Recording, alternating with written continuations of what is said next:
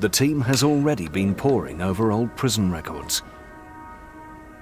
Before you can look for specific people, the first thing I research is homosexuality in that time, what gay people were known as, how they were dealt with. Sodomy was a criminal charge for sex acts that were deemed to be unnatural. It was used most often to imprison men who had sex with other men. This investigation started as a hunt for queer ghosts at a prison where a famous movie was shot. There must be a con like me in every prison in America. But all of a sudden, they are unearthing dozens of hidden stories of lost lives. No one's ever looked for this information before. No one's ever tried to specifically look for these people before. They were just lost. The team has discovered the cases of more than 80 young men imprisoned between 1886 and the 1940s. The average age was 21. There were kids as young as 14 in there.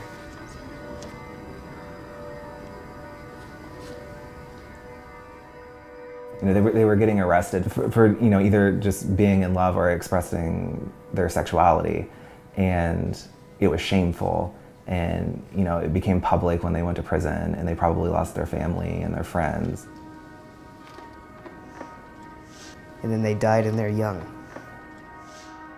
That depresses me the most. The stigma of the crime could mean a violent death at the hands of inmates or guards. The stigma of the crime also meant that some of their bodies were not claimed by family. We have 219 graves out back. They died here and they've never left because no one ever claimed their bodies. So if you're wondering if one or two of them still may be here, absolutely. Those are the stories that we want to connect with. We want them to know that it's okay and that it's a lot better now. But what about Michael, the entity who the team is in contact with? Ask him if he died here. Did you die in here? Were you killed here in this prison?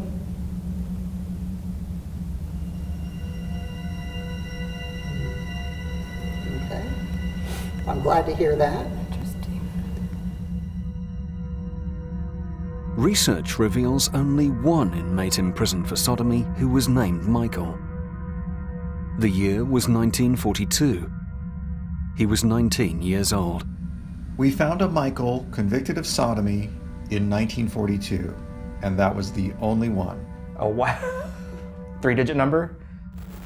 Did your prison number have a 3-digit number? It's a 5-digit number. That part doesn't match. Did it start with a 4? That part does match. It starts with a 4.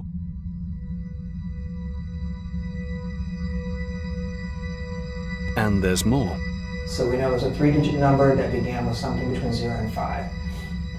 Could the entity be responding to the numbers Scott is saying? 3 and 5. Those numbers would have been very important to this Michael. He was sent to prison on March 5th, 3-5. What do you think?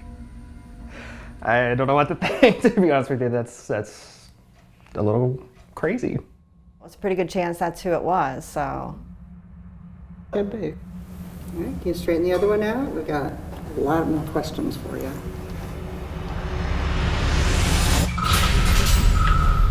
Does it look like there's someone standing there? Yes, I'm seeing something moving like back and forth right there.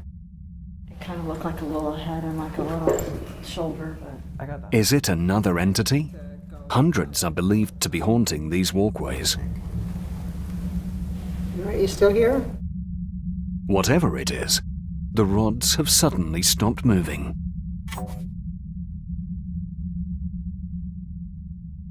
You still here? Can you straighten them back? I think Michael left. I think you did. I was actually going to ask if that was a good sign or a bad sign that Michael left so quickly. It could be either. I mean, somebody could have shown up, maybe a guard if he was still talking, we would have tried to figure that out. Okay. We can just pick a new spot. Yeah. It gets dark. That's right. Yeah. Oh, yeah. He is not here anymore.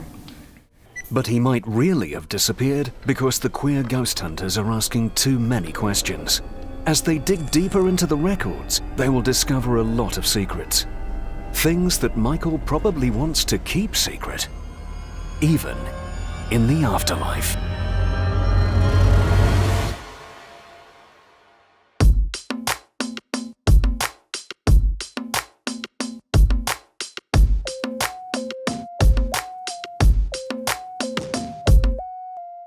Next, the team goes into the cells where queer prisoners were housed, using the team leader as ghost bait.